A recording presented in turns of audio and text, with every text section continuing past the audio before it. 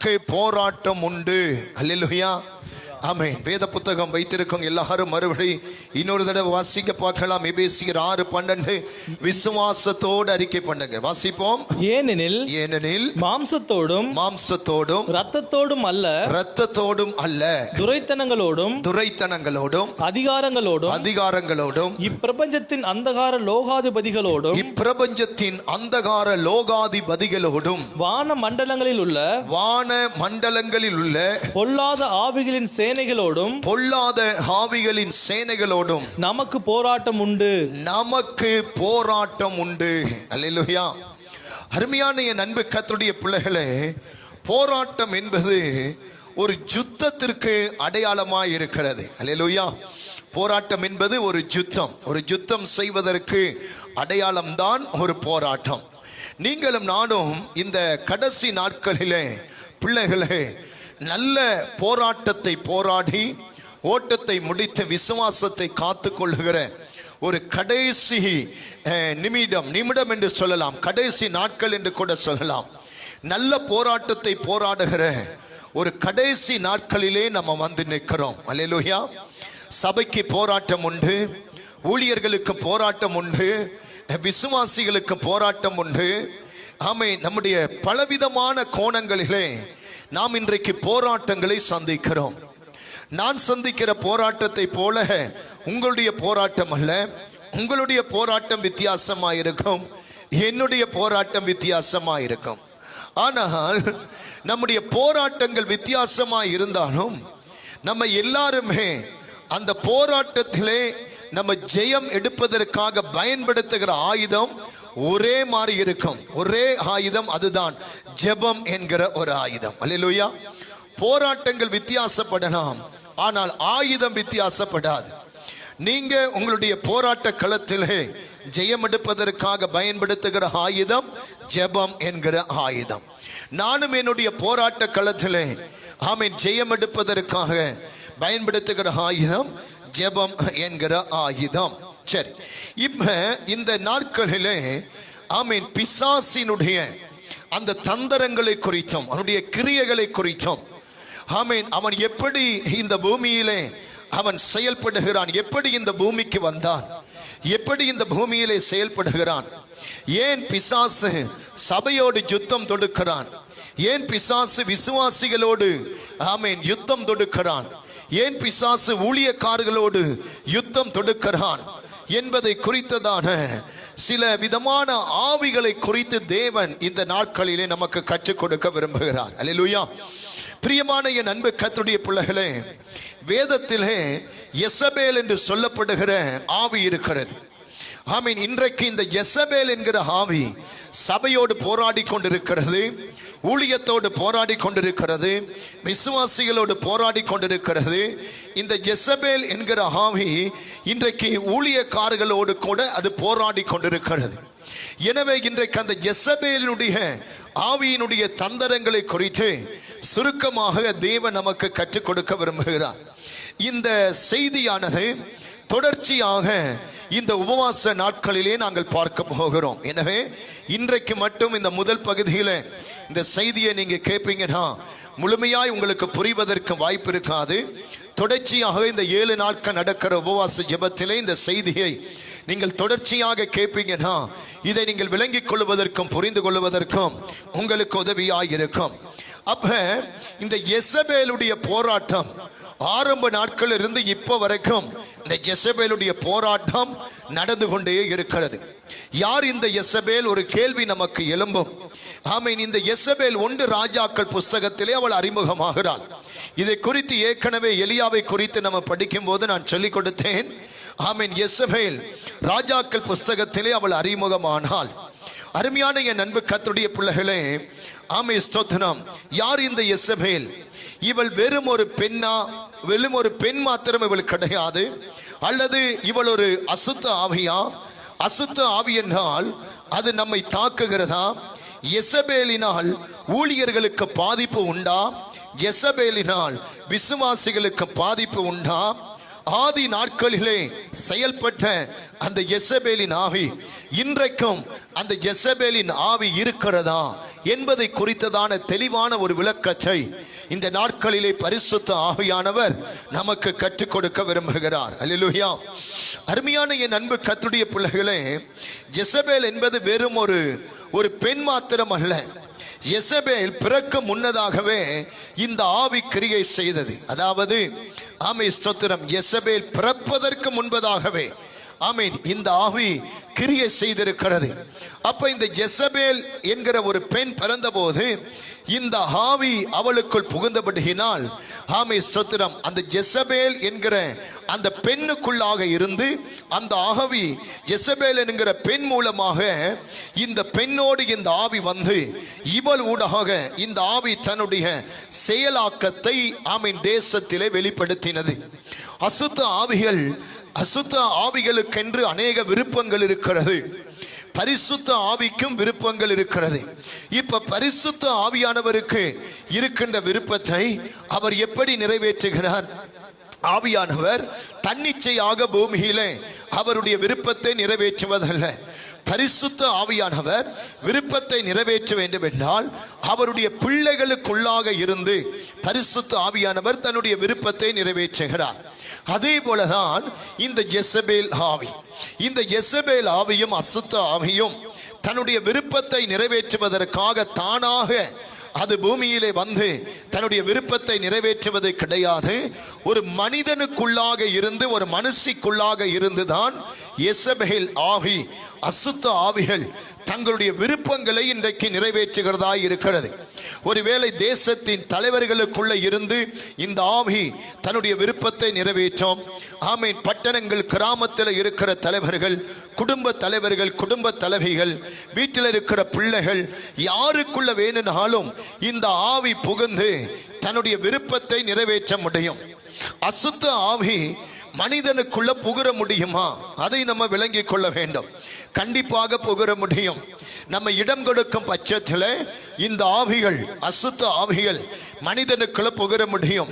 ஏனென்றால் வேதம் சொல்லுகிறது, காட்டு மிருகமாகிய சர்ப்பம், சர்ப்பத்துக்குள்ளே பிசாசு புகுந்தது.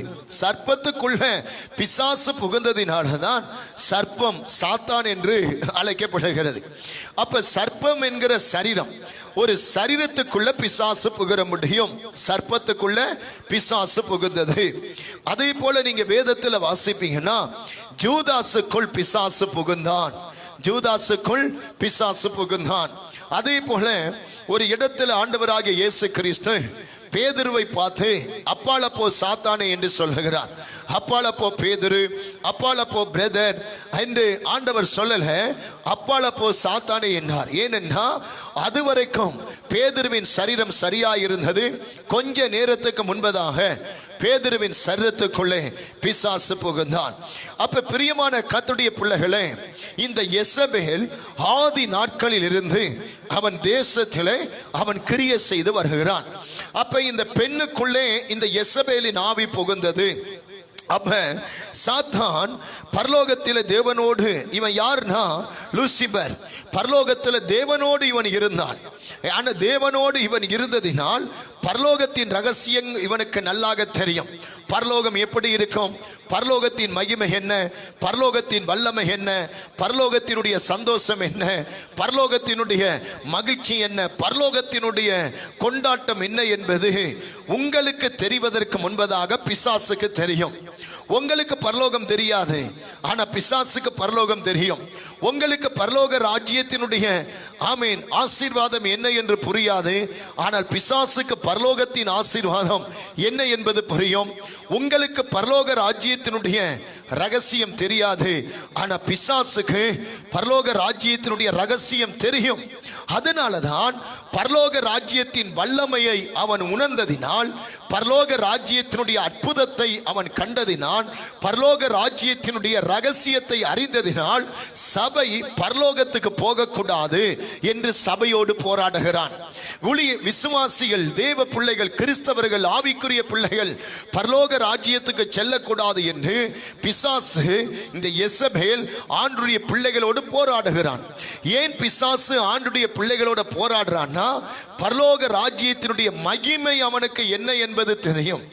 எனவே பிரியமான கர்த்தருடைய பிள்ளைகளே, பரலோகத்தை பற்றி உங்களுக்கு தெரிந்ததை விட, எனக்கு தெரிந்ததை விட, பரலோகத்தை பற்றி நல்ல வேத அறிஞர்கள், வேத வல்லுநர்கள், வேத பண்டிதர்களுக்கு தெரிந்ததை விட பரலோகத்தின் ரகசியம் பிசாசுக்கு நல்லாவே தெரியும். அல்லேலூயா.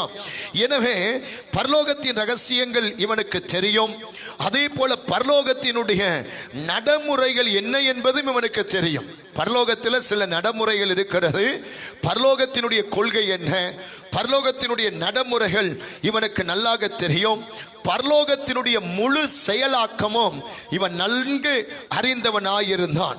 அப்ப இப்படிப்பட்ட சாத்தான் விழுந்த பிறகு எப்படி தேவனுக்கு விரோதமாய் அவன் செயல்பட்டானோ, பரலோகத்தில் எப்படி அவன் தேவனுக்கு விரோதமாய், அவருடைய நாமத்துக்கு விரோதமாய் எப்படி அவன் செயல்பட்டானோ, அதே போலதான் பரலோகத்தில் இருந்து கீழே விழுந்த இந்த சாத்தான் சபைக்கு விரோதமாய், ஊழியர்களுக்கு விரோதமாய், விசுவாசிகளுக்கு விரோதமாய், குறிப்பாக பரிசுத்தத்தின் ஆமென் பரிசுத்தத்திலே வாழ முயற்சிக்கிற பிள்ளைகளுக்கு விரோதமாய் இவன் எப்படி ஆண்டவருக்கு விரோதமாய் போராடினானோ, அதே போல இன்றைக்கு கர்த்தருடைய பிள்ளைகளுக்கு விரோதமாய் அவன் போராடி கொண்டே இருக்கிறான். அப்ப கவனிங்க, எப்படி சபைக்கு விரோதமாய் செயல்படுகிறான், எப்படி விசுவாசிகளுக்கு விரோதமாய் செயல்படுகிறான் என்பதை அறிந்து கொள்வதற்காய் கர்த்தர் இந்த செய்தியை உங்களுக்கு தருகிறார். அல்லேலூயா. அதாவது இந்த சாத்தான், இந்த யேசபேல் எப்படி இன்றைக்கு சபைக்கு விரோதமாய் நிற்கிறான், விசுவாசிகளுக்கு விரோதமாய் செயல்படுகிறான், ஊழியக்காரங்களுக்கு விரோதமாய் இவன் செயல்படுகிறான் என்கிற ரகசியத்தை இந்த உபவாச ஜெப நாட்களிலே பரிசுத்த ஆவியானுடைய உதவியோடு நான் உங்களுக்கு கற்றுக் கொடுக்க விரும்புகிறேன். அல்லேலூயா. அருமையான கர்த்தருடைய பிள்ளைகளே, பிசாசினுடைய பலவிதமான தந்திரங்கள் இருக்கின்றது. அதுல ஒன்றுதான் ஆமே ஸ்தோத்திரம், தேவனுடைய ஆமே ஸ்தோத்திரம் செயலை போல தன்னை காண்பிப்பது. அல்லேலூயா. பிசாசுக்கு பல தந்திரங்கள் இருக்கு. அதாவது மாதிரி, தேவன் அல்ல, தேவனை போல ஆமே ஸ்தோத்திரம், ஆண்டவரை போல தேவனுடைய செயலை போல தன்னை காண்பிப்பவன் தான் இந்த யேசபேல். அல்லேலூயா. இந்த சாத்தான், இந்த சாத்தான் யார் சொல்லுங்க? தேவனை போல தன்னை காண்பிப்பவன், அவருடைய செயலை போல தன்னை காண்பிப்பவன். ஆண்டவரை போல இவனுக்கு ஒன்றை ஆமை ஆண்டவர் என்ன செய்கிறாரோ அதை போல ஒன்றை ஆமீன் செய்து ஜனங்களை வஞ்சிப்பவன் தான் இந்த சாத்தான். அல்லேலூயா. ஆண்டவர் ஒரு அற்புதத்தை செய்கிறாரா, அதே போல ஒரு பொய்யான ஒரு அற்புதத்தை செய்து ஜனங்களை வஞ்சிப்பவன் தான் இந்த பிசாசு. அல்லேலூயா. அப்ப இவன் யார் என்று சொன்னால், மறுபடியும் சொல்றேன், தேவனை போல தன்னை காண்பிக்கிறவன், தேவன் அல்ல, தேவனை போல தன்னை காண்பிக்கிறவன் தான் இந்த ஆமீன் சாத்தான். ஆமீன். வேதத்தில் ஆமீன் தேவன் சிங்காசனத்திலே வீற்றிருக்கிறார். பிசாசும் என்ன செய்கிறான்? சிங்காசனத்திலே வீற்றிருக்கிறவனை போல தன்னை காண்பிக்கிறான். அல்லேலூயா. இன்னைக்கு பிசாசை எங்கே வைத்து தூக்கி கொண்டு போறாங்க? சிங்காசனத்தில் வச்சு அவனை தூக்கி கொண்டு போறாங்க. அது நிரந்தரமான சிங்காசனம் அல்ல, ஆண்டவருடைய சிங்காசனம் நிரந்தரமான சிங்காசனம். அப்போ ஆண்டவர் சிங்காசனத்தில் இருக்கிறார்னா இவனை என்ன பண்றான்னா சிங்காசனத்தில் இருக்கிறது போல தன்னை காண்பிக்கிறான். தேவனுக்கு திருத்துவம் இருக்கிறது இல்லையா? பிதா, குமாரன், பரிசுத்த ஆவி. ஆண்டவருக்கு கண்டு ஒரு திருத்துவம் இருக்கு. ஆமை சுதரம். பிரியமானதனுடைய பிள்ளைகளை, இந்த திருத்துவம் என்ன? பிதா என்ன, குமாரன் என்ன, பரிசுத்த ஆவி என்ன? ஆமை. இந்த திருத்துவம் நம்முடைய ஆவி, ஆத்மா, சரீரம், தேவனால் படைக்கப்பட்ட மனிதர்களாகிய நாமும் திருத்துவம் உள்ளவர்களாய் இருக்கிறோம். அப்ப நம்முடைய தேவன் திருத்துவமாய் இருக்கிறபடியினால் இவனும் எப்படி காண்பிக்கிறான்னா தன்னை திருத்துவமாய் காண்பிக்கிறான். அல்லேலூயா. இந்த பிசாசு, இந்த சாத்தான், இந்த சாத்தான் ஆண்டவர் திருத்துவமாய் இருக்கிறதினால் இவனும் தன்னை திருத்துவமாய் காண்பிக்கிறான். அதாவது 3 உருவங்களாக, ஆமீன், 3 நபர்களாக இந்த சாத்தான் கிரியை செய்கிறான். சரி, இப்ப இயேசுவுக்கு என்ன திருத்துவம்? பிதா, குமாரன், பரிசுத்த ஆவி. மனிதனுக்கு என்ன திருத்துவம்? ஆவி, ஆத்மா, சரீரம். அதே போல பிசாசுக்கு என்ன திருத்துவம் என்று பார்த்தீங்கன்னா, ஒன்று எசபேல், 2 அந்திகிறிஸ்து, 3வது பாதாளத்தின் ஆவி, மரணத்தின் ஆவின்னு கூட நீங்க வைத்துக் கொள்ளலாம். அல்லேலூயா. பிசாசுனுடைய திருத்துவம் என்ன? 1 எசபேல், 2 அந்திகிறிஸ்து, 3வது பாதாளத்தின் ஆவி, மரணத்தின் ஆவி. அல்லேலூயா. இதுதான் பிசாசினுடைய திருத்துவமாய் காணப்படுகிறது. இந்த 3மே இன்றைக்கு உலகத்தில் கிரியை செய்கிற ஆமீன் பெரிய ஆவிகள், அதாவது தலைவர்கள். அல்லேலூயா. இந்த 3 உலகத்தில் கிரியை செய்கிற பெரிய ஆவிகளாய் இருக்கிறது. இந்த திருத்துவத்தில், சாத்தானுடைய திருத்துவத்தில் முதலாவது அந்த எசபேல், அதை குறித்து தான் பார்க்க போறோம். அதை குறித்து பார்க்கிறதுக்கு முன்னால அந்த அந்திகிறிஸ்து, அந்த பாதாளத்தின் ஆவி, மரண ஆவியை பார்த்து அவனுடைய திருத்துவத்தில் உண்டான எசபேல் ஆவியை பார்க்க போறோம். அன்புடைய பிள்ளைகளே, இந்த எசபேல், இந்த அந்திகிறிஸ்து, இந்த பாதாளத்தின் மரணத்தின் ஆவி, ஆமென், இவன் தான் பிசாசுகளுடைய, சாத்தான் பிசாசுகளுடைய, பிசாசின் கூட்டத்தினுடைய தலைமைத்துவம். அல்லேலூயா. ஆமென். அசுத்த ஆவிகளுடைய தலைமைத்துவம் யார் என்று சொன்னால், ஆமென், எசபேல், அந்திகிறிஸ்து, பாதாளத்தின் ஆவி, மரணத்தின் ஆவி. இதுதான் பிசாசுகளுடைய சேனைகள். நீங்கள் எபேசியர்ல வாசிச்சீங்க இல்லையா? வானமண்டலத்தின் பொல்லாத அந்தகார லோகாதிபதியினுடைய சேனைகள். அப்ப இந்த பிசாசுகளுடைய சேனைகள், இந்த சேனைகள், பிசாசுகளின் சேனைகளுக்கு தலைமைத்துவம் யார் தெரியுமா? ஆமென். தலைவர் யார் தெரியுமா? எசபேல், அந்திகிறிஸ்து, மரணத்தின், பாதாளத்தின் ஆவி. அப்ப இவனுக்கு கீழே தான், நல்லா கவனிங்க, இந்த தலைமைத்துவத்துக்கு கீழே தான் எபேசியர் 6:12 சொல்லப்பட்ட ஆவிகள் வேலை செய்கிறது. அல்லேலூயா. எபேசியர் 6:12 சொல்லப்பட்ட ஆவி எசபேல் அல்ல, அந்திகிறிஸ்து அல்ல, மரணத்தின், பாதாளத்தின் ஆவி அல்ல. எபேசியர் 6:12 சொல்லப்பட்ட இந்த சேனைகள், பிசாசின் சேனைகள் யாருக்கு கீழே செயல்படுதுன்னா, ஒரு தலைமைத்துவத்துக்கு கீழே செயல்படுகிறது. ஒரு குடும்பம் என்றிருந்தால் அந்த குடும்பத்துக்கென்று தலைமைத்துவம் இருக்கிறது.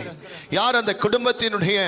ஆமே, ஸ்தோத்திரம், தகப்பன் தலைமைத்துவமாய், அவருடைய தலைமைத்துவத்துக்கு கீழே மனைவி, பிள்ளைகள் செயல்படுகிறார்கள். அல்லேலூயா. அதே போலதான் ஒரு சபை என்றிருந்தால், அந்த சபை என்கிற சபையில் ஒரு போதகர் இருக்கிறார்.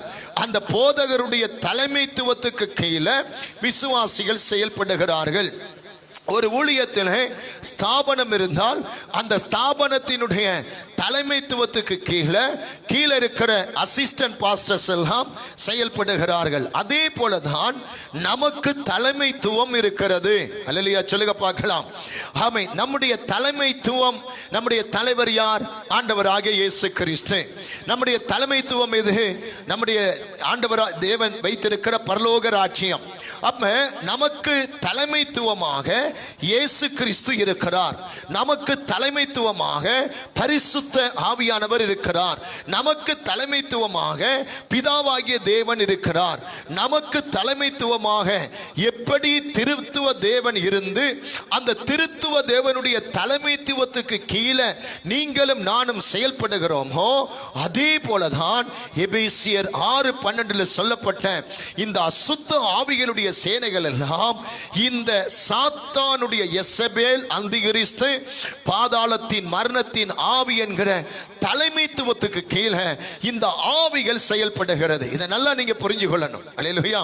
நீங்க சாத்தானுடைய ஆழங்களை வெளிப்படுத்தல சொல்லப்படுது. அவனுடைய ஆழங்கள், பிசாசுடைய ஆழங்களையும், அவனுடைய ஆழம் எந்தளவு, அவனுடைய தந்திரங்கள் என்ன என்பதை நீங்கள் அறிந்து செபிக்கும் போது இலகுவாய் நீங்கள் ஜெயம் எடுப்பதற்கு கர்த்தர் உங்களுக்கு உதவி செய்வார்.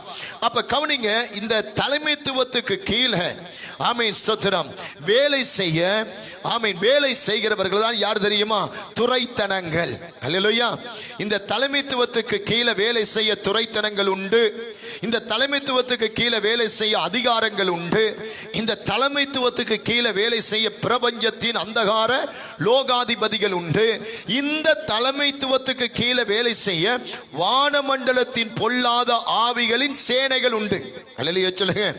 இந்த துரைத்தனங்கள் தலைமைத்துவம் அல்ல, இந்த அதிகாரங்கள் தலைமைத்துவம் அல்ல, பிரபஞ்சத்தின் அந்தகார லோகாதிபதிகள் தலைமைத்துவம் அல்ல, வானமண்டலத்தின் பொல்லாத ஆவிகளின் சேனைகள் தலைமைத்துவம் அல்ல. தலைமைத்துவம் எது சொல்லுங்க? சாத்தான், எசபேல், அந்திகிறிஸ்து, பாதாளத்தின் மரணத்தின் ஆவி. இந்த தலைமைத்துவத்துக்கு கீழே தான் துரைத்தனங்களும் அதிகாரங்களும் பிரபஞ்சத்தின் அந்தகால லோகாதிபதிகளும் வானமண்டலத்தின் பொல்லாத ஆவிகளின் சேனைகளும் இந்த தலைமைத்துவத்துக்கு கீழே தான் செயல்பட்டு கொண்டிருக்கிறது. அல்லேலூயா. அருமையான என் அன்பு கர்த்தருடைய பிள்ளைகளே, சாத்தானுக்கு கீழே இந்த 4 குழுவினர் வேலை செய்கிறாங்க. 4 டிபார்ட்மெண்ட். அல்லேலூயா. யாருக்கு கீழே? சாத்தான். சாத்தான் என்றால் யாரு? எசபேல். திருத்துவம் சொல்றேன் கேளுங்க. சாத்தான் என்றால் யாரு? எசபேல், அந்திகிறிஸ்து, மரணத்தின் ஆவி. அப்ப இந்த சாத்தானுக்கு கீழே தான் இந்த 4 குழுவினர் இந்த டீம் ஒர்க் பண்ணிக்கிட்டே இருக்காங்க எவ்ரிடே. நீங்க தூங்கினாலும் இந்த 4 குழுவினர் தூங்க மாட்டாங்க.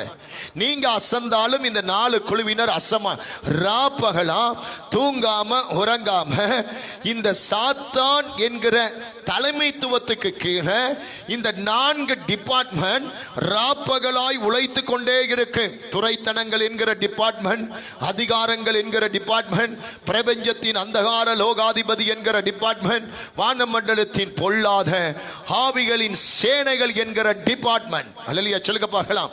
அப்ப நம்முடைய யுத்தம் யாரோடு தெரியுமா? துரைத்தனங்கள் என்கிற டிபார்ட்மெண்டோடு. நம்முடைய யுத்தம் அதிகாரம் என்கிற டிபார்ட்மெண்டோடு. நம்முடைய யுத்தம் பிரபஞ்சத்தின் அந்தகார லோகாதிபதி சேனை என்கிற டிபார்ட்மெண்டோடு. நம்முடைய யுத்தம் வானமண்டலத்தின் பொல்லாத ஆவியின் சேனை என்கிற டிபார்ட்மெண்டோடு. திருத்துவம் என்கிற பிசாசு. அல்லேலூயா. சாத்தான் என்கிற ஒரு பெயர், சாத்தான் என்கிற அந்த நாமம் திருத்துவம் உள்ளது. எப்படி திருத்துவம்? 3 நபரா வர்றான். எசபேலாய் வருகிறான், அடுத்து அந்திகிறிஸ்தாய் வருகிறான், பாதாளத்தின் ஆவி மரணத்தின் ஆவியாய் வருகிறான். இந்த தலைமைத்துவத்துக்கு கீழே இந்த 4 எபேசியர் 6:12 சொல்லப்பட்ட 4 டிபார்ட்மெண்ட்கள் உழைத்து கொண்டே இருக்கிறது, வேலை செய்து கொண்டே இருக்கிறது. அல்லேலூயா. நீங்க எந்த தலைமைத்துவத்துக்கு கீழே இருக்கிறீங்க? ஹல்லேலூயா. எசபேலின் தலைமைத்துவத்துக்கு கீழே தான் ஒரு நாள் இருந்தோம். அந்திகிறிஸ்துவின் தலைமைத்துவத்துக்கு கீழே தான் ஒரு நாள் இருந்தோம். மரணத்தின் ஆவி, பாதாளத்தின் ஆவியின் தலைமைத்துவத்துக்கு கீழே தான் ஒரு நாள் இருந்தோம். இப்பொழுது நீங்களும் நானும் கர்த்தராகிய இயேசு கிறிஸ்து என்கிற தலைமைத்துவத்துக்கு கீழே இருக்கிறோம். அப்ப சாத்தான் என்கிற தலைமைத்துவத்துக்கு கீழே இருக்கிற இந்த 4 டிபார்ட்மெண்ட்டும் தூங்காமல் உறங்காமல் அசராமல் உழைத்து கொண்டு இருக்கிறார்கள் என்று சொன்னால், தேவன் என்கிற தலைமைத்துவத்துக்கு கீழே இருக்கிற நீங்களும் நானும் அவனை காட்டிலும் அதிகமாய் உழைக்கவும் பிரயாசப்படவும் கர்த்தர் நம்மை அபிஷேகம் பண்ணி வைத்திருக்கிறார். அல்லேலூயா. அருமையான என் அன்பு கர்த்தருடைய பிள்ளைகளே, இந்த 4 குழுவுக்கும் தலைவனாக தலைமைத்துவமாக இருப்பவன் தான் சாத்தான். அல்லேலூயா. ஆமென். இவன் தான் சாத்தான். எசபேலாக, அந்திகிறிஸ்துவாக, பாதாளத்தின் ஆவியாக இவன் இருக்கிறான். கவனிங்க, இந்த மரணத்தின் இப்ப பார்ப்போம். அந்த திருத்துவம் இருக்கு இல்லையா? எசபேல், அந்திகிறிஸ்து, பாதாளத்தின் ஆவி, மரணத்தின் ஆவி. இந்த மரணத்தின் ஆவியை இப்ப பார்ப்போம் கொஞ்சம் சுருக்கமா. இது செய்தி அல்ல, எசபேல் தான் என்னுடைய செய்தி. சரி, அப்படி கொஞ்சம் டச் பண்றேன். இந்த மரணத்தின் ஆவி, இந்த பாதாளத்தின் ஆவி என்பது இன்றைக்கும் தேசத்தில் கிரியை செய்கிறது. அல்லேலூயா. அதாவது என்ன ஆவி சொல்லுங்க? சாத்தான் திருத்துவமா இருக்கிறான். ஒன்று எசபேல், ஒன்று அந்திகிறிஸ்து, இன்னொன்று பாதாளத்தின் மரணத்தின் ஆவி. இந்த மரணத்தின் ஆவி இன்றைக்கும் கிரியை செய்கிறது. அதாவது இந்த சின்ன சின்ன சாதாரண மரணங்கள் அல்ல, பெரிய பெரிய மரணங்கள். அல்லேலூயா. கொலைகள் இல்லையா, கொள்ளை, தற்கொலைகள், பயங்கரமான விபத்துகள், இதெல்லாம் நீங்க பாப்பீங்கன்னா இவன் தான் மரணத்தின் ஆவி, பாதாளத்தின் ஆவி. இன்றைக்கும் அநேக குடும்பங்களுக்குள்ள இந்த பாதாளத்தின் ஆவி கிரியை செய்கிறது. பாதாளத்தினுடைய ஆவி, இந்த மரணத்தின் ஆவியினுடைய வேலை என்னன்னா, மனிதனுடைய ஆயுசு நாட்களை குறைக்கணும். அவனுடைய ஆயுசு நாட்களை குறைத்து சீக்கிரமாக மரணத்தை தோன்ற பண்ணி அவனை கொண்டு போய் பாதாளத்தில் தள்ளுவதுதான் இந்த மரணத்தின் ஆவியினுடைய வேலை. அல்லேலூயா, ஆமீன். திருத்துவத்தில் ஒன்றுதான், சாத்தானுடைய திருத்துவத்தில் ஒன்றுதான், ஆமீன், மரணத்தின் ஆவி. அருமையான என் அன்பு கர்த்தருடைய பிள்ளைகளே, அதனாலதான் நீங்க ஆரம்ப நாட்கள்ல பாப்பீங்கன்னா, ஆண்டவர் பூமியை உண்டாக்கி மனிதனை படைத்த ஆரம்ப நாட்கள்ல அவர்களுடைய ஆயுசு நாட்களை பார்த்தீங்கன்னா 900 வருஷம், 500 வருஷம், 700 வருஷம், 800 வருஷம் வாழ்ந்தார்கள். ஆரம்ப நாட்கள்ல மனிதனுடைய ஆயுசு நாட்கள் கூடி இருந்தது. அப்ப இந்த மரணத்தின் ஆவி என்ன செய்தான், மனிதனுடைய ஆயுசை குறைக்கும்படிக்கு ஆயுளை ஆண்டவர் ஆயுளை நீடிக்க பண்ணுகிறார்.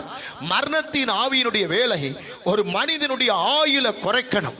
அப்ப இவன் என்ன பண்றான்னா, ஆமீன், 500 ஆண்டுகள், 700 ஆண்டுகள், 800 ஆண்டுகள், 900 ஆண்டுகள் வாழ்ந்த மனிதனுடைய ஆயுள் சக்கரத்தை குறைக்கும்படிக்கு அவன் மரணத்தின் ஆவி ஜனங்களுக்குள்ளே கிரியை செய்ய ஆரம்பித்தான். பாவத்தை தூண்டுவித்தான், அசுத்தத்தை தூண்டுவித்தான், தீமையை தூண்டுவித்தான், அக்கிரமத்தை தூண்டுவித்தான்.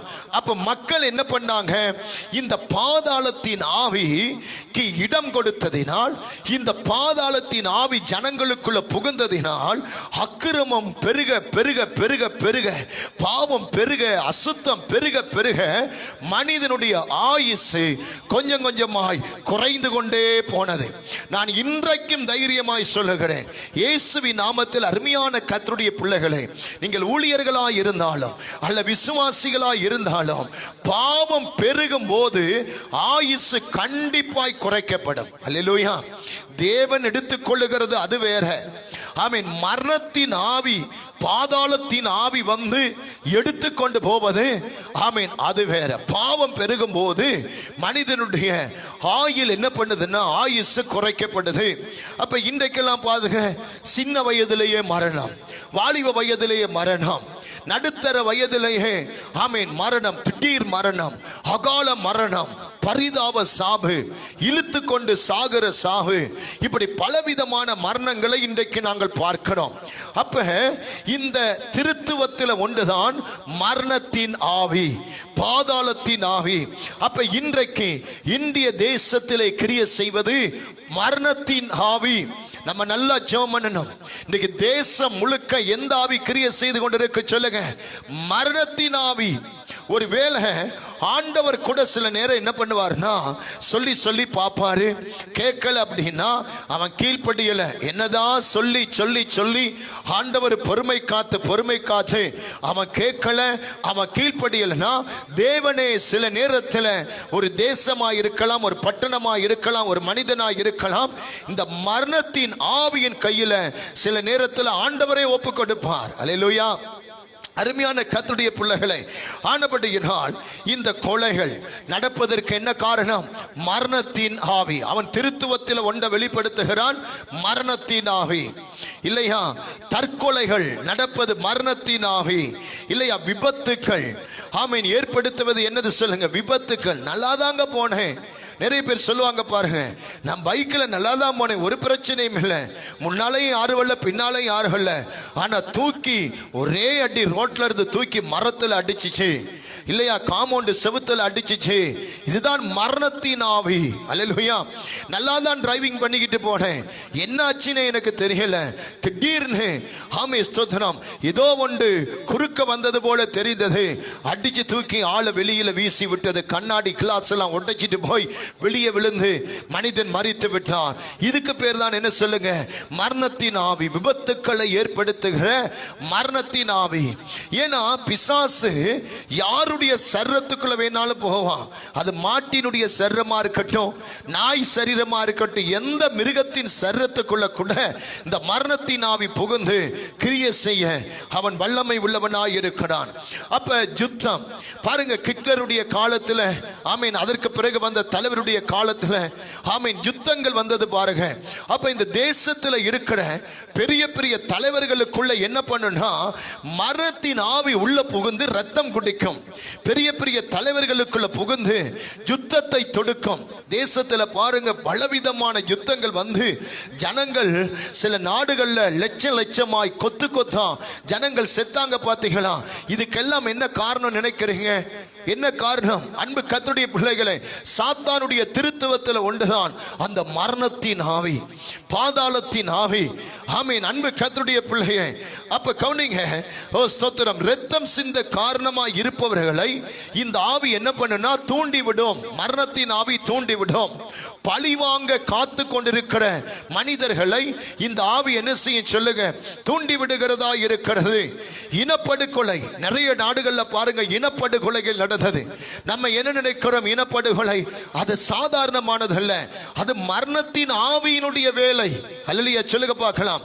எத்தனை நாடுகள்ல இனப்படுகொலைகள் நடந்து மக்கள் பல ஆயிரங்கள் லட்சங்களாய் மரித்தார்கள். அப்ப இதெல்லாம் யாருடைய வேலை? மரண தூதன், பாதாளத்தின் ஆவி அந்த தலைவனுக்குள்ளே புகுந்து, ஒரு தலைவருக்குள்ளே புகுந்து ஒரு அரசியல் தலைவர்களுக்குள்ளே புகுந்து, தேசத்தில் இருக்கிற அதிகார பொறுப்புல இருக்கிறவர்களுக்குள்ள புகுந்து இந்த பாதாளத்தின் ஆவி உள்ளே நுழைந்து இனப்படுகொலைகளையும் கொலைகளையும் கொள்ளைகளையும் பலவித விபத்துக்களையும் ஏற்படுத்துவதான் இந்த பிசாசின் திருத்துவத்தின் ஒன்றான ஆமே ஸ்தோத்திரம் பாதாளத்தின் ஆவி, மரணத்தின் ஆவி. அல்லேலூயா. சரி, அடுத்து அவருடைய திருத்துவத்தினுடைய நான் கொஞ்சம் டச் பண்றேன். என்னுடைய செய்தி யெசபேல் தான். அவருடைய திருத்துவத்தை கொஞ்சம் டச் பண்றேன், பிசாசுடைய திருத்துவத்தை. அடுத்து இரண்டாவது அந்திகிறிஸ்து. சாத்தானுடைய திருத்துவம் என்ன? ஒன்று பாதாளத்தின் ஆவி, இரண்டாவது பிசாசின் திருத்துவம் அவருடைய ஆமீன் அந்திகிறிஸ்து. அந்திகிறிஸ்துவுக்கும் அந்திகிறிஸ்துவின் ஆவிக்கும் அநேக வித்தியாசம் இருக்கிறது. அந்திகிறிஸ்து வேற, அந்திகிறிஸ்துடைய ஆவி வேற. ஆமீன். அன்புடைய பிள்ளைகளே, இன்றைக்கு தேசத்தில் பவுல் சொன்னார் இல்லையா, நாம் எதிர்பார்த்திருந்த அந்திகிறிஸ்துடைய ஆவி ஆமீன் இன்றைக்கு வந்திருக்கிறது, அது கிரியை செய்கிறது. அப்ப இன்றைக்கு அந்திகிறிஸ்து பூமியில இல்லை, அந்திகிறிஸ்து இன்னும் வரவே இல்லை. ஆமீன். இன்றைக்கு தேசத்தில் அந்திகிறிஸ்துடைய ஆவி கிரியை செய்கிறது. அப்ப சாத்தானுடைய திருத்துவத்தில் இரண்டாவது அந்திகிறிஸ்துவினுடைய ஆவி. நம்முடைய தேவன் திருத்துவம் உள்ளவர். மறுபடியும் ஞாபகப்படுத்துகிறேன், பிதா குமாரன் பரிசுத்த ஆவி. சாத்தானும் திருத்துவம் உள்ளவன். யெசபேல் அந்திகிறிஸ்து, மரணத்தின் பாதாளத்தின் ஆவி.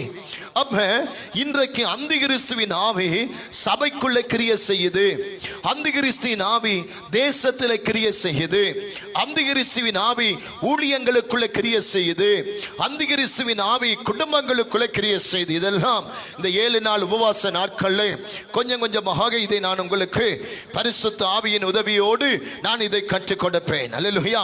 அப்ப கவனிங்க, இவனுடைய வேலை, இந்த ஆவியினுடைய வேலை என்னன்னா வஞ்சிப்பது. இந்த அந்திகிறிஸ்துனுடைய வேலை வஞ்சிப்பது, ஏமாற்றுவது.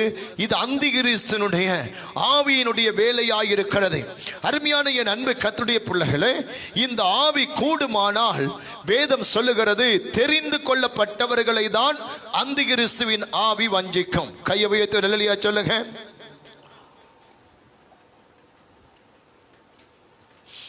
ஆமென். இந்த ஆவி யாரை அதிகமாய் வஞ்சிக்க சொல்லுங்க? கூடுமானால் அந்திகிறிஸ்துவின் ஆவி தெரிந்து கொள்ளப்பட்டவர்களை. அதாவது ஆண்டவர் எந்த ஊழியத்தை தெரிந்து கொள்ளுகிறாரோ, எந்த சபையை தெரிந்து கொள்ளுகிறாரோ, எந்த விசுவாசியை தெரிந்து கொள்ளுகிறாரோ, எந்த ஊழியக்காரர்களை தெரிந்து கொள்ளுகிறாரோ அவர்களை வஞ்சிப்பதற்காக தான் இந்த அந்திகிறிஸ்துவின் ஆவி என்ன செய்யும்னா அதிகமாய் தேசத்திலே அது கிரியை செய்கிறதா இருக்கிறது. அல்லேலூயா. பிரியமான என் அன்பு கர்த்தருடைய பிள்ளைகளே, ஆமென் ஸ்தோத்திரம். ஆண்டவர் எந்த திருச்சபை, எந்த ஊழியக்காரன், எந்த விசுவாசியை பயன்படுத்தி கடைசி நாட்களிலே ஒரு எழுப்புதலை கொண்டு வர வேண்டும் என்று கர்த்தர் விரும்புகிறாரோ அவர்களை வஞ்சிக்க பார்ப்பான். அருமையான கர்த்தருடைய பிள்ளைகளே, அதாவது நம்ம வெளிப்படுத்தல பார்க்கலாம், சபை எடுத்துக்கொண்டதுக்கு பிறகு, சபைகள் எடுத்துக்கொள்ளப்பட்டதுக்கு பிறகுதான் 7 ஆண்டு உபத்திரவ காலம் வருகிறது. அந்த 7 ஆண்டு உபத்திரவ காலத்தில் ஆமென். ரெண்டாக ஆண்டவர் பிரிக்கிறார். பாதி 3.5 ஆண்டு உபத்திரவ காலம், மீதி 3.5 ஆண்டு மகா உபத்திரவ காலம். அப்ப இந்த சபை எடுத்துக்கொள்ளப்பட்டதுக்கு பிறகு அந்த 7 ஆண்டு உபத்திரவ காலத்துல தான் யார் வரப்போகிறது? அந்தி கிறிஸ்து வருவான். இப்ப அந்தி கிறிஸ்து அல்ல, சபை எடுத்துக்கொண்டதுக்கு அப்புறம் அந்தி கிறிஸ்து வருவான்.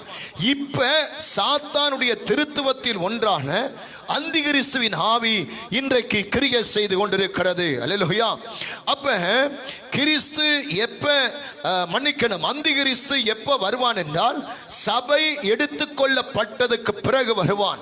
ஆனால் இப்ப கிரியை செய்வது அவருடைய திருத்துவத்தினுடைய 2வது ஆவி, அந்தி கிறிஸ்துவின் ஆவி. அப்ப இவனுடைய வேலை ஜனங்களை வஞ்சிப்பது. அல்லேலூயா. ஜனங்களை எப்படி வஞ்சிப்பது? மாய்மாலமான ஜெபங்கள், மாய்மாலமான ஆராதனை, மாய்மாலமான ஸ்தோத்திரம் பிரசங்கங்கள், மாய்மாலமான பொய்யான தீர்க்க தரிசனங்கள், பொய்யான சொப்பனங்கள், பொய்யான வெளிப்பாடுகள், பொய்யான தீர்க்க தரிசனங்கள், பொய்யான உபதேசங்கள், மாய்மாலமான காரியத்தை காண்பித்து வஞ்சிப்பவன் தான் அந்தி கிறிஸ்து அல்ல, அந்தி கிறிஸ்துவின் ஆவி. அல்லேலூயா. அருமையான கர்த்தருடைய பிள்ளைகளே, அப்ப சாத்தானுடைய திருத்துவம் என்ன? ஆமென், மரணத்தின் ஆவி. சாத்தானுடைய திருத்துவம் என்ன? 2வது ஸ்தோத்திரம், அந்தி கிறிஸ்துவின் ஆவி. சாத்தானுடைய திருத்துவத்தில் முக்கியமானதுதான் யெசபேலின் ஆவி. அல்லேலூயா. அருமையான என் அன்பு கர்த்தருடைய பிள்ளையே, யெசபேலின் ஆவி. அப்ப இந்த யெசபேலின் ஆவி என்றால் ஒரு பெண்ணின் ஆவி என்று நம்ம புரிந்து கொள்ளக்கூடாது தப்பாக. அவள் ஒரு பெண்ணாய் இருந்தால் அந்த பெண்ணுக்குள்ளே ஆதியில் இருந்து கிரியை செய்த யெசபேல் ஆவி புகுந்ததினால் அவள் பெண். நீங்க வேதத்தில் தேவ தூதர்களுக்கும் சாத்தானுடைய தூதனுக்கும் தேவனுடைய தூதனுக்கும் ஆண் பால் பெண் பால் கொடுக்கப்படவே இல்லை. ஆனா சொல்லும் போது வேதத்தில் வாசிக்கும் போது தேவதூதன் வந்தான், தேவதூதன் பேசினான் என்கிற ஒரு ஆண்பால் உச்சரிப்பு கொடுக்கப்பட்டிருக்கும். ஆனால் பிரியமான கர்த்தருடைய பிள்ளைகள், அங்க ஆண்பால் பெண்பால் கிடையாது. பிசாசுக்கும் சரி தேவதூதர்களுக்கும் சரி. அப்ப 3வது சாத்தானுடைய திருத்துவத்துடைய முக்கியமானது தான் யெசபேல். அல்லேலூயா. இவர்கள் எல்லாம் இந்த திருத்துவம், இவர்கள் யாருன்னா தலைவர்கள், தலைமைத்துவத்தில் இருக்கிறவன் தான் இந்த சாத்தான். குட்டி பிசாசுகள் அல்ல, தலைமைத்துவம் பொறுப்புல இருக்கிறவர்கள், தலைவர்களாய் இருக்கிறவர்கள். அப்ப இப்ப 3வது பாப்பம் யெசபேல். இதுதான் நம்முடைய செய்தி. ஆமென். இன்றைக்கு இரவுக்கும் அதை நம்ம தொடர்ச்சியாய் பார்ப்போம். இந்த யெசபேல் யாரை தாக்கும் என்றால் வளர்ந்து வருகின்ற சபைகளை தாக்கும். அல்லேலூயா. நல்லா கவனிக்கணும். இந்த யெசபேல் ஆவி பயங்கரமான ஆவி, பெரிய ஆவி, தந்திரமான ஆவி, சக்தி வாய்ந்த ஆவி, வல்லமை பெற்ற ஆவி, தந்திரம் படைத்த ஆவி. அல்லேலூயா. ஆமை. நீங்க சும்மா வெட்டித்தனமா உலகத்தில் இருப்பவனை காட்டிலும் எனக்குள்ள இருக்கிறவர் பெரியவர், உலகத்தில் இருப்பவனை காட்டிலும் எனக்குள்ள இருக்கிற பெரியவர்னு சும்மா நீங்க ஸ்தோத்திரம் உதட்டில வார்த்தையை உச்சரித்து கொண்டிருந்தா போதாது.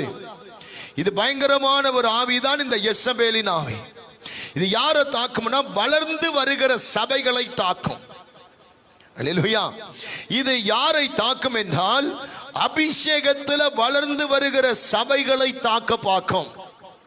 ஆமென். வசனத்தில் கட்டப்படுகிற சபைகளை தான் இது தாக்க முயற்சிக்கும். மற்ற எல்லாத்தையும் விட்டுரும். இந்த யெசபேல் ஆவியினுடைய வேலை எந்த சபை வளரணும், நாங்க வளர்ந்தது போதும் இதுக்கு மேல வளர வேண்டாம் அப்படியானவங்க இல்லை. எந்த சபை வளரணும் என்று சொல்லி வளர்ச்சியை எந்த சபை விரும்புதோ அந்த சபைக்கு எதிராய் இந்த யெசபேலின் ஆவி போராட்டத்தை ஏற்படுத்தும். அபிஷேகத்தினாலே நிரப்பப்படுகிற, அபிஷேகத்தினாலே கட்டப்படுகிற, அபிஷேகத்தினாலே ஸ்தோத்திரம் வழி நடத்தப்படுகிற சபைகளை எதிர்த்துதான் இந்த யெசபேலின் ஆவி போர் செய்யும். அல்லேலூயா. அடுத்து எந்த திருச்சபை சத்தியத்தை சத்தியமாய் போதித்து என் சபை சத்தியத்தில் கட்டப்படணும், என் மக்கள் வசனத்தில் கட்டப்படணும், என்னுடைய ஜனங்கள் வசனத்தில் வளரணும் என்று சொல்லி எந்த திருச்சபை வசனத்துக்கு முதலிடம் கொடுக்குதோ அந்த சபைக்கு எதிராதான் இந்த எசபேலின் ஆவி கிரியை செய்ய ஆரம்பிக்கும். அல்லேலூயா. அருமையான என் அன்பு கர்த்தருடைய பிள்ளைகளே, ஆமே ஸ்தோத்திரம். எந்த சபை கவனிங்க, ஆமே தனக்கு ஆமேன் ஒரு பாதிப்பாக அமையும் என்று சாத்தானுக்கு தெரியுதோ அந்த சபைக்கு நேராக தான் தன்னுடைய தாக்குதலை ஆரம்பிப்பான். நீங்க நல்லா புரிந்து கொள்ளுங்க. இந்த சாத்தான் என்றால் எசபேல், அந்திகிறிஸ்து, பாதாளத்தின் ஆவி. இதை புரிஞ்சு கொள்ளணும். சாத்தான், சரியா? இயேசு பிதா, குமாரன், பரிசுத்த ஆவி.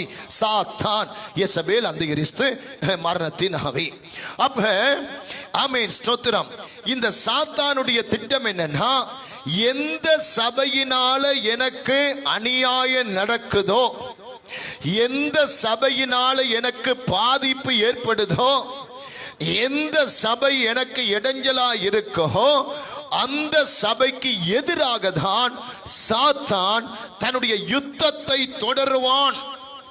யார் சாத்தான்? எசபேல், ஆமென், அந்திகிறிஸ்து, மரணத்தின் ஆவி. இந்த மற்ற குட்டி பிசாசை பத்தி பேசல, வானமண்டல பொல்லாத சேனையை பத்தி பேசல, நான் தலைமைத்துவத்தை பத்தி பேச. தலைவர்கள் அடிக்க வருவார்கள். ஆமென். சிசியர்கள் வந்து அடிப்பதற்கும் தலைவர்கள் வந்து அடிப்பதற்கும் வித்தியாசம் நிறைய இருக்கிறது. அல்லேலூயா.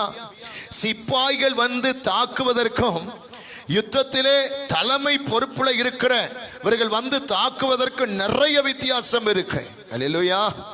அப்ப எந்த ஊழியக்காரன் தனக்கு ஆமென் பாதிப்பா இருக்கிறான் என்று சாத்தான் எண்ணுகிறானோ அந்த ஊழியக்காரனுக்கு எதிராக தான் சாத்தான் தன்னுடைய தாக்குதலை தொடருவான். ஜாக்கிரதை. அல்லேலூயா. அதான் இயேசு சொன்னார், இந்த ஜாதி பிசாசுப்பா, இதை நீங்க உபவாசத்திலையும் ஜெபத்திலையும் தான் விரட்டணும் இயேசுவின் நாமத்தில். எந்த ஊழியக்காரனை ஆண்டவர் பயன்படுத்தணும், எந்த ஊழியக்காரனை கொண்டு தேசத்தில் எழுப்புதலை கொண்டு வரணும், எந்த ஊழியக்காரன் மூலமாய் தேவன் தம்முடைய வல்லமையை வெளிப்படுத்த சித்தம் கொள்ளுகிறாரோ எந்த ஊழியக்காரன் தனக்கு ஆமே ஸ்தோத்திரம் இடையூறாய் இருக்கிறானோ சாத்தானுக்கு, ஆமீன், அவர்களுக்கு எதிராக தான் இந்த சாத்தான் தன்னுடைய யுத்தத்தை தொடருவான். எந்த விசுவாசி, எல்லா விசுவாசியையும் சாத்தான் தொடமாட்டாங்க. குட்டி பிசாசுகள் வருவார்கள். சாத்தான் என்பது தலைவன், தலைமை பொறுப்புல உள்ளவன். எல்லா விசுவாசியும் அல்ல. எந்த விசுவாசி தனக்கு பாதிப்பாய் தெரிகிறதோ அந்த விசுவாசிக்கு எதிராக தான் தன்னுடைய தாக்குதலை தொடருவான். அல்லேலூயா. அருமையான என் அன்பு கர்த்தருடைய பிள்ளைகளே, இதுதான் எசபேலுடைய திட்டம். எசபேலுடைய திட்டம் என்ன? வளருகிற சபைகளை அடிப்பது. எசபேலுடைய திட்டம் என்ன? தேவன் பயன்படுத்த நினைக்கிற ஊழியக்காரர்களுக்கு எதிராக தாக்குதலை ஏற்படுத்துவது. எசபேலுடைய திட்டம் என்ன? தேவனுக்காக வைராக்கியமாய் இருக்கிற விசுவாசிகளுக்கு எதிராக தாக்குதலை ஏற்படுத்துவதுதான் எசபேலுடைய திட்டம். அல்லேலூயா. அருமையான கர்த்தருடைய பிள்ளைகளே, ஆமே ஸ்தோத்திரம். யாரு நான் வசனத்தில் வளர வேண்டும், வசனத்தில் வளர வேண்டும், அபிஷேகத்தில் வளர வேண்டும், கிருபைகள், வல்லமைகள், தாளந்துகள் நான் வளர வேண்டும், தேவனுக்காக எழும்பி பிரகாசிக்க வேண்டும், ஊழியம் செய்ய வேண்டும் என்று யார் நினைக்கிறார்களோ அந்த குடும்பங்களுக்குள்ளதான் இந்த எசபேலின் ஆவி தாக்குதலை தொடர ஆரம்பிக்கும். ஜாக்கிரதையா இருக்கணும். அல்லேலூயா. நான் சொன்ன இப்படிப்பட்ட வாஞ்சை உள்ளவர்களை தாக்க குட்டி பிசாசுகள் வராது, எசபேல் வரும், அந்திகிறிஸ்து வருவான், மரணத்தின் ஆவி வருவான். இப்படிப்பட்டவர்களை தாக்குவதற்காக அருமையான என் அன்பு கர்த்தருடைய பிள்ளைகளே, அப்ப இந்த எசபேலுடைய ஆவி எல்லா சபைக்குள்ளையும் நுழையாது. எசபேலின் ஆவி எல்லா ஊழியக்காரனையும் தாக்காது. எசபேலின் ஆவி எல்லா விசுவாசிக்குள்ளையும் குடும்பத்துக்குள்ள நுழையாது. வளருகிற சபைக்குள்ள நுழைய பார்ப்பான். வளருகின்ற குடும்பத்துக்குள்ள இந்த எசபேலின் ஆவி நுழைய பார்க்கும். வளர்ந்து வருகிற விசுவாசிகளுக்குள்ள இந்த எசபேல் நுழைய பார்க்கும்? ஏன் இந்த சாத்தான் ஆமென் மற்ற ஆமென் சபைகளுக்குள் எசபேல் நுழைய விரும்புவது இல்லை என்றால், மற்ற இலகுவான ஒரு நல்ல கேள்வி, இலகுவான பதிலை நான் சொல்றேன். ஏன் இந்த சாத்தான் மற்ற சபைக்குள்ள நுழைய விருப்பம் இல்லை என்றால், அன்பு கர்த்தருடைய பிள்ளைகளை, கையால் பிடுங்கி போட வேண்டிய செடியை ஆமென் கோடாலியால் வெட்ட யாரும் வரமாட்டார்கள். அல்லேலூயா. விரலால கிள்ளி போட வேண்டிய செடியை, ஒரு தாவரத்தை கோடாலி எடுத்துக்கிட்டு வெட்ட வரமாட்டார்கள். அப்ப எந்த சபை பயன்பட நினைக்குதோ, எந்த ஊழியக்காரன் பயன்பட நினைக்கிறார்களோ, எந்த விசுவாசி வளர நினைக்கிறார்களோ, அவர்களுக்கு எதிராய் தாக்குதலை நடத்த குட்டி பிசாசுகள் அல்ல, சாத்தான் வருவான். சாத்தான் என்ற யாருன்னு கேட்கிறீங்களா? திருத்துவம் உள்ளவன் எசபேல், அந்திகிறிஸ்து, மரணத்தின் ஆவி, பாதாளத்தின் ஆவி. அல்லேலூயா. அருமையான கர்த்தருடைய பிள்ளைகள், அப்ப அது போலவே அதிகமான சபைக்குள்ள எசபேல் வர தேவையில்லை. அல்லேலூயா. நிறைய சபைக்குள்ள எசபேல் வர தேவையில்லைங்க. ஆமீன். அவன் பாப்பான் யாரை அனுப்புவான்? அதிகமான குடும்பங்களுக்குள்ள எசபேல் வர தேவையில்லை. அதாவது ஒரு தலைவன் வந்து தாக்குவதற்கும் அசிஸ்டன்ட் வந்து தாக்குவதற்கும் வித்தியாசம் இருக்கு.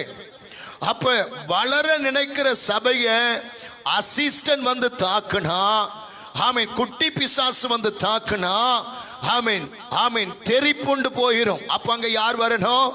சாத்தான், எசபேல் அங்க உள்ள வரணும். அன்புதனுடைய பிள்ளையே, ஆண்டுடைய நாம மகிமைக்க சொல்லுகிறேன்.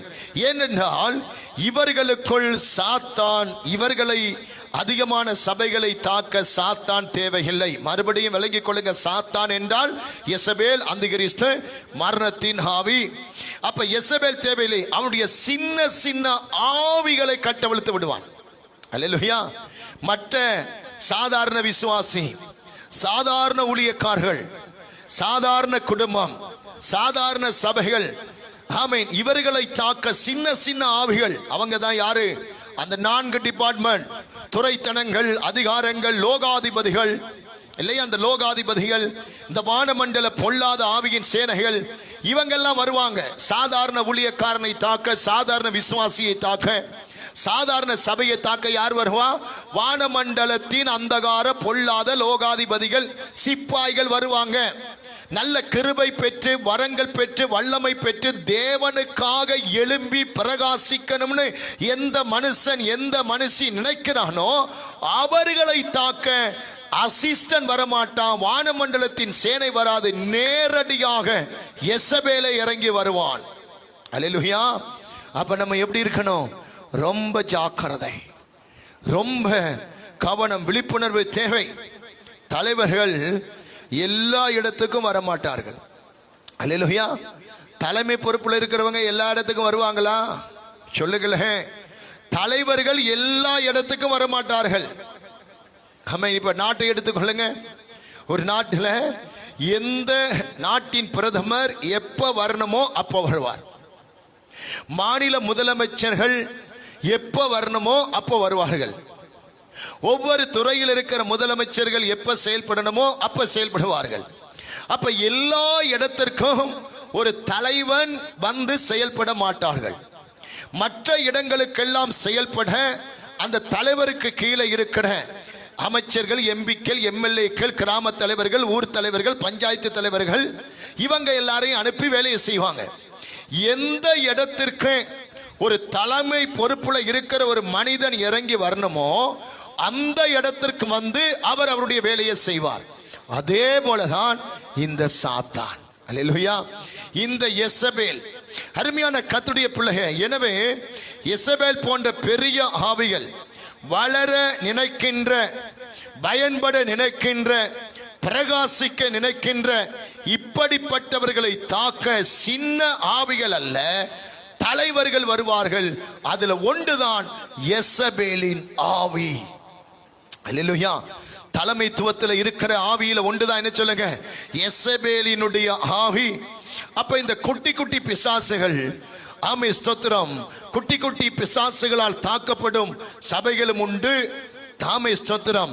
தலைமைத்துவத்தால் நேரடியாய் அடி வாங்குற தாக்கப்படுகிற சபைகளும் இருக்கிறது. குட்டி குட்டி பிசாசால் ஆமென் இச்சை, பாவம், வீழ்ச்சி, கோபம், சண்டை, பிரச்சனை, பிரிவினை, வாக்குவாதம், பொய், களவு, திருட்டு, குட்டி குட்டி பிசாசினால் ஆமென் அடி வாங்குற விசுவாசியும் இருக்கிறாங்க. ஆமென். தலைமை பொறுப்புல இருக்கிற எசபேல், அந்திகிறிஸ்துவின் ஆவி, மரணத்தின் ஆவி, பாதாளத்தின் ஆவியின் தாக்குதலை சந்திக்கிறவரும் இருக்கிறார்கள். அல்லேலூயா. நான் விரும்புகிறேன் என்னுடைய ஊழிய பாதையிலே, ஆவிக்குரிய ஓட்டத்திலே, இந்த குட்டி குட்டி பிசாசோட எல்லாம் சண்டை போட்டு களைச்சி போயாச்சு. குட்டி குட்டி பிசாசோடு எல்லாம் அல்ல, அந்த தலைமை பொறுப்புல இருக்கிற எசபேலோடு யுத்தம் பண்ண, அந்திகிறிஸ்தின் ஆவியோடு யுத்தம் பண்ண, மரணத்தின் ஆவி, பாதாளத்தின் ஆவியோடு யுத்தம் பண்ணி நாம் ஜெயம் எடுப்பதற்காய் கர்த்தர் நமக்கு இந்த உபவாச நாட்களை தந்திருக்கிறார். அல்லேலூயா. சொல்லுங்க பார்க்கலாம். எனவே அருமையான கர்த்தருடைய பிள்ளைகளே, உங்களுக்கு யாரோடு போராட்டம் உண்டு? அசிஸ்டன்களோடு போராட்டம் உண்டா? இல்ல தலைமைத்துவத்தில் இருக்கிற ஆவியோடு போராட்டம் உண்டா? எனவே வளருகிற சபைகளையும் விசுவாசிகளையும் ஊழியர்களையும் தாக்க வருவது தலைமை பொறுப்புல இருக்கிற, தலைமைத்துவத்தில் இருக்கிற அந்த எசபேலின் ஆவி.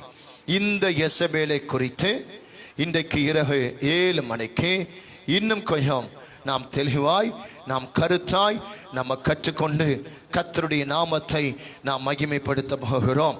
இப்பொழுது நாம் யாவரும் இருக்கிற இடங்களிலே கண்களை மூடி கேட்ட வார்த்தைக்கு ஒப்பு கொடுத்து நம்ம அப்படியே செபிப்போம். எல்லாரும் ஸ்தோத்திரம் பண்ணி செபிங்க. நன்றியோடு மை துதிக்கிறோம் ஆண்டவரே, பரிசுத்த ஆவியானவரே, உமக்கு ஸ்தோத்திரம் ஐயா. ஹல்லேலூயா. நன்றி ஆண்டவரே. அசுத்த ஆவிகளுடைய வல்லமைகளுக்கு எதிராய், பிசாசுடைய தந்திரங்களுக்கு எதிராய், அவனுடைய திட்டத்துக்கும் சக்திக்கும் எதிராய் எதிர்த்து நின்று போராடி யுத்தம் பண்ணி ஜெயமெடுக்க பரிசுத்த ஆவியானவரே எங்களுக்கு நீர் கற்றுக் கொடுத்த இந்த நல்ல வேத பாடத்திற்காக ஸ்தோத்திரம். இந்த ஆலோசனைக்காக ஸ்தோத்திரம் ஐயா. இயேசுவின் நாமத்திலே எசபேலை எதிர்த்து யுத்தம் பண்ணணும். ஆமென். அந்திகிறிஸ்துவின் ஆவியை எதிர்த்து யுத்தம் பண்ணணும். மரணத்தின் ஆவி, பாதாளத்தின் ஆவியை எதிர்த்து யுத்தம் பண்ண பரிசுத்த ஆவியானவரே உம்முடைய வல்லமையை கர்த்தர் ஊற்றும்படி நாங்கள் ஜெபிக்கிறோம். பரிசுத்த ஆவியின் கரம் இறங்கி வருவதாக. ஹல்லேலூயா. கர்த்தர் கிரியை செய்வீராக ஆண்டவரே. என்னுடைய உபவாச ஜெபத்தினுடைய அந்த முதல் பகுதியை தேவன் ஆசீர்வதித்து தந்ததற்காய் ஸ்தோத்திரம். நாங்கள் வளர விரும்புகிறோம், பயன்பட விரும்புகிறோம், தேவனுக்காக எழும்பி பிரகாசிக்க விரும்புகிறோம், கனி கொடுக்க விரும்புகிறோம். வளர விரும்புகிற எங்களை ஆண்டவரை, கனி கொடுக்க விரும்புகிற எங்களை, பயன்பட விரும்புகிற எங்களை, தேவனுக்காக எழும்பி பிரகாசிக்க நினைக்கிற எங்களை தாக்க வருகிற எசபேலின் ஆவியே, அந்திகிறிஸ்துவின் ஆவியே, மரணத்தின் ஆவியே, பாதாளத்தின் ஆவியே, தேவன் கொடுத்த அதிகாரத்தின்படி உனக்கு இயேசுவின் நாமத்தில் கட்டளை கொடுக்கிறேன். மரணமே உன் கூரெங்கே, பாதாளமே உன் ஜெயமெங்கே, கட்டிந்து கட்டி ஜெபம் பண்ணுகிறேன். பாதாளத்தின் ஆவிகள் செயலற்று போவதாக, அந்திகிறிஸ்துவின் ஆவிகள் செயலற்று போவதாக, எசபேலின் ஆவிகள் செயலற்று போவதாக. ஜெபத்தை கேட்டதற்காய் ஸ்தோத்திரம். கர்த்தர் தொடர்ந்து கிரியை செய்யும். இயேசுவின் நாமத்தில் ஒப்பு கொடுத்து ஜெபிக்கிறோம். ஜீவனுள்ள நல்ல பிதாவே, ஆமென், ஆமென். நாத்துமாவே கர்த்தரை ஸ்தோத்திரி, என் முழு உள்ளமே பரிசுத்த நாமத்தை ஸ்தோத்திரி. நாத்துமாவே கர்த்தரை ஸ்தோத்திரி. கர்த்தர் செய்த சகல வாரம் என்றென்று மறவாதே. ஆமென், ஆமென். அல்லேலூயா, அல்லேலூயா, அல்லேலூயா. God bless you. கர்த்தர் உங்களை ஆசீர்வதிப்பாராக.